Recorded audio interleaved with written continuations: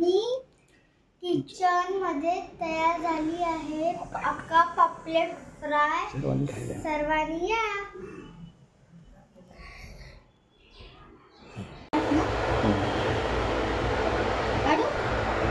आता आपण त्याच्यामध्ये काय घातलं?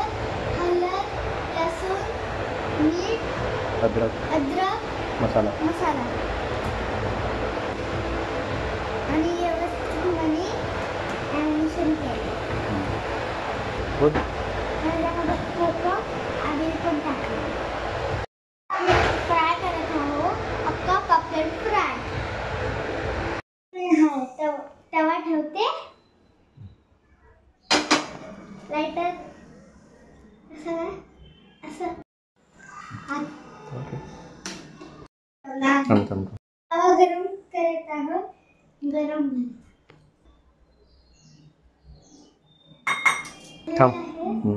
तेल टाकलेले आहे. झाले की आपण पापलेट फ्राय करायला घेऊ. बोल. तेल गरम झालेलं.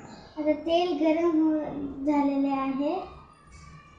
आता पापलेट टाकत आहे.